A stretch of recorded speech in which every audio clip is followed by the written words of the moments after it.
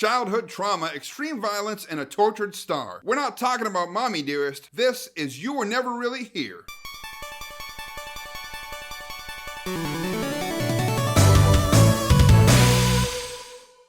You Were Never Really Here is a 2018 drama directed and written by Lynn Ramsey. You'll know her from the amazing We Need to Talk About Kevin and Ratcatcher. She adapted the screenplay from Jonathan Ames' book of the same name. The music is by rock prodigy Johnny Greenwood. This is the same guy who scored The Master, There Will Be Blood, and Phantom Thread. Oh, and he's also in a little band you might have heard of called Radiohead. Cinematography is by the great Tom Townsend, who you guys know from Attack the Block and Harry Brown. Joe Binney edited the film. You know her masterful cutting from American Honey, Into the Abyss, and Bad Lieutenant, Port of Call. The film stars Joaquin Phoenix as Joe, Judith Roberts as his mother, and E. Katerina Samsonoff as Nina. So the film follows Joe, a veteran with a troubled past who's trying to find redemption by rescuing girls from a sex trafficking ring. And that's it. It's a very simple premise about a not so simple topic. So as you guys know, when I talk about movies, I talk about the good, the bad, and the ugly. This film definitely had nothing ugly about it, so let's get to the good.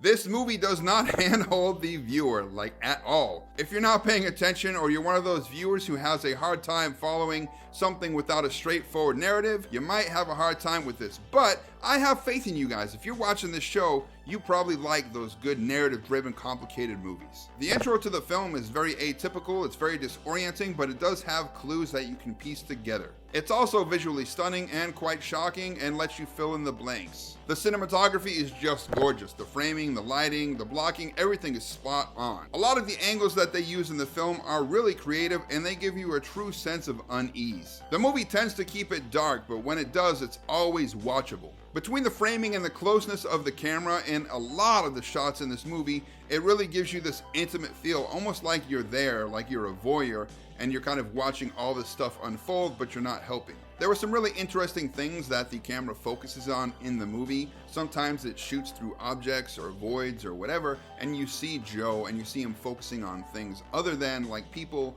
or his life or the situation at hand. It really gives him a disconnected feel from the rest of the world, like he's almost on his own, and of course to him he is, that's how he feels. And oftentimes when you see Joe in the same shot as this object or in this place, you almost feel like, oh man, he's about to kill himself, he's about to do this certain thing, or he's about to do that. It really gets your gears turning and makes you think about a lot of stuff that could possibly happen. And that really speaks to the mood and the tone and everything that Lynn Ramsey and Tom Townsend were trying to capture with their cinematography, with their shot selection and everything else.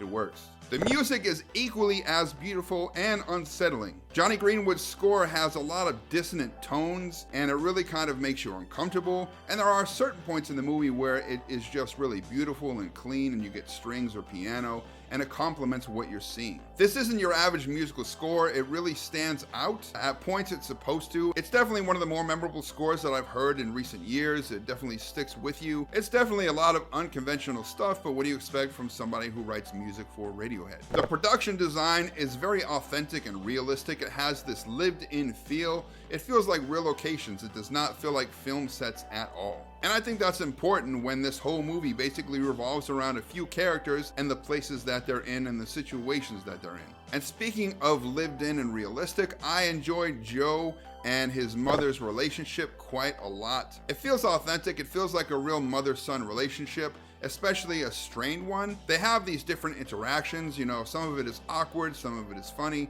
some of it's heartfelt. And that makes sense because one, he's an older guy, you know, she's an older woman. So of course they don't want to always be around each other. They're going to need their space. But at the same time, you feel like they really need one another. And if they didn't have each other, they might be a little lost. Joaquin Phoenix's portrayal of Joe, the troubled veteran, is very, very authentic. But it's not just his military service that has twisted him into the guy that he is now. There are other issues at play. And they go into a lot of that through the use of flashbacks. So between his childhood and his time in the service, he has a lot of issues to work through. And they do it in a really realistic way. And that's where this film really hit home for me. I had to watch it twice. I watched it once a few weeks ago and I wanted to give it time and then watch it again to see if my opinion changed at all recall, or if I notice things that I didn't before, because there's a lot that happens in this movie, even though there isn't a lot that happens in this movie.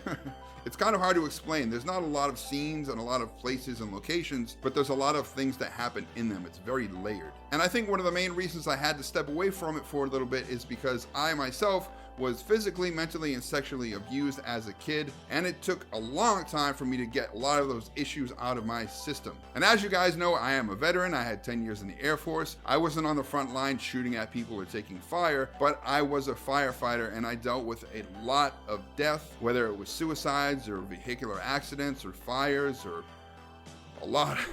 It was a lot of death. And when these flashbacks happen in the movie, a lot of the times it seems random. And some people have talked about how they don't make sense and why would he think about this at this point in this situation.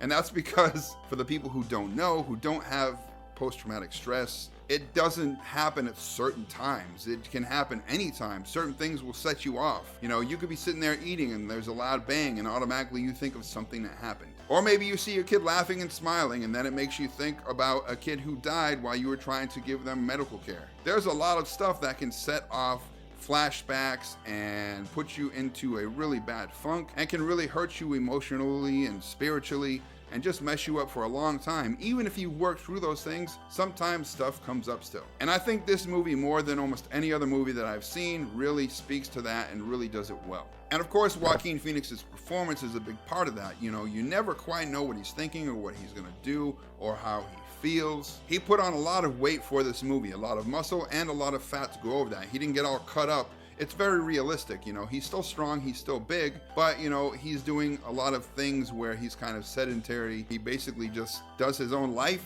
and then he doesn't really care about himself or anything that's going on. He takes good care of his mom and he rescues these girls, and that's all he really cares about. But it's not just Joe that you see in this film, and it's not just Joe's issues. There are a few times where you see the victims, the girls that he's trying to rescue, the condition that they're in, the trauma that they've suffered through. But honestly, without that realistic, hard-hitting stuff, and seeing what these girls have been through, and the trauma that they've had, and how much time it's going to take to work those things out, if you didn't have those, this movie wouldn't have the same amount of depth. You wouldn't understand why Joe is doing what he's doing. And this is one of those films that's full of surprises. You know, you feel like you know where it's going at a certain point, and things really take a turn for the worse for Joe, for everybody involved. And some of the stuff that happens to Joe and other people when it does take that turn is really disheartening and depressing and violent. It really messes with Joe, how he's feeling and what he's doing, and it does the same thing to you, and I think that's the point. You feel like you are in the car, you're walking with Joe. Whatever Joe is doing, you're there with him, and you really empathize with him. I really like the way that they use the city to show the passage of time, to transition from one scene and location to another. Not only does it set the mood and let you know where you are, like I said, a lot of the stuff in this movie immerses you in this journey with Joe, and again, he's taking you along the ride with him.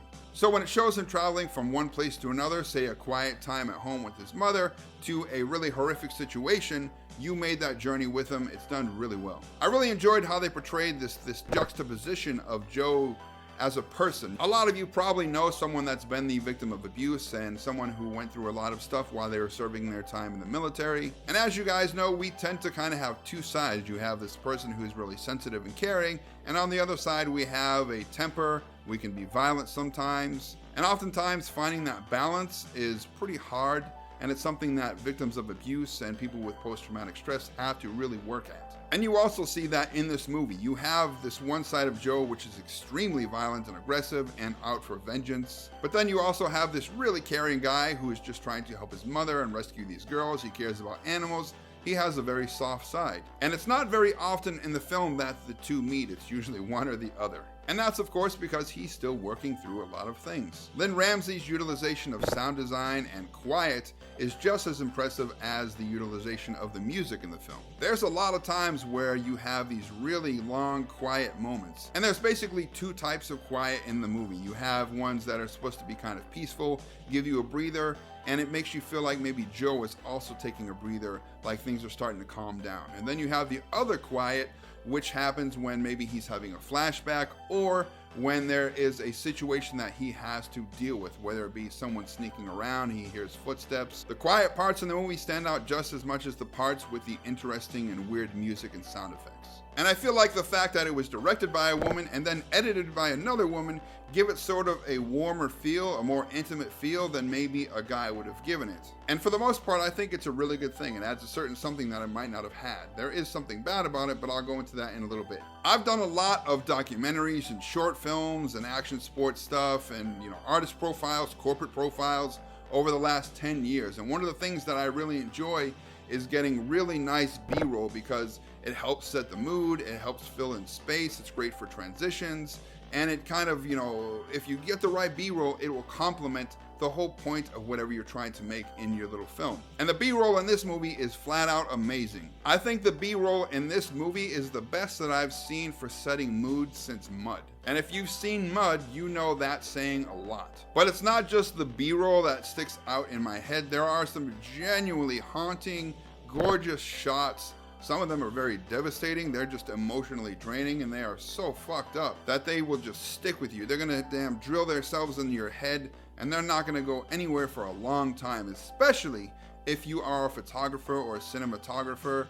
They're really gonna stick with you. And as a filmmaker myself, some of them were pretty humbling. I mean, I know I could pull them off, but I'd really have to have some time and some budget and a lot of equipment to do them. And that's good because I like a swift kick in the ass that tells you, hey man, you're not that good yet, so you need to go out, you need to make some little films, you need to talk to somebody and do some collaborations. And this is one of the films that will definitely do that to you. So those are the things that I thought were good about You Were Never Really Here, but let's get to the bad.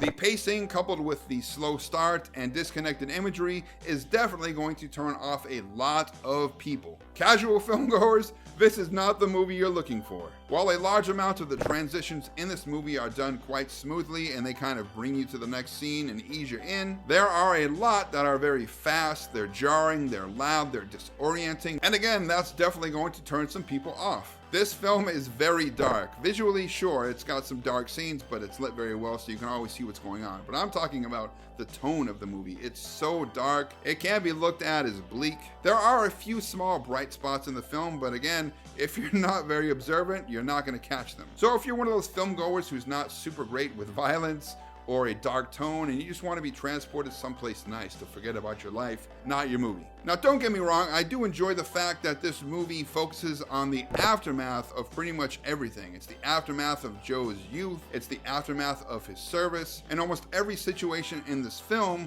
it's the aftermath of violence. And what I mean by that is there are times where Joe has to get down and dirty and really has to fuck somebody up. You have a guy who's actually going into brothels where they're forcing underage girls to have sex, all right? When he goes into this place and you see these little girls and the things that they've suffered, and then you see the guys who are doing this shit to them, I want to see these guys get beat to death with a hammer. I want to see them fucked up. I want to see them bleeding. I want that cathartic release. And I'm not just saying that as a film goer or as a dude or as someone who is quite jaded and I need to see like legit, real, realistic violence for it to affect me and for me to be impressed by it. I'm saying this as a victim of child abuse. I see these guys doing this shit and I think of some things that happened to me. And here's my chance for that cathartic release. To see this guy on the screen take these fuckers out and give them their just desserts. But you never really get that. The few deaths and the few violent parts that you see in the film aren't even the bad guys. It's almost like a reverse effect. Like, I don't want to see that person get hurt or that innocent bystander get taken out or whatever. Now, I do appreciate the parts where something happens to other people because some of them are very surprising and jarring and they are very effective. But when it comes to the perverts, I want to see them get fucked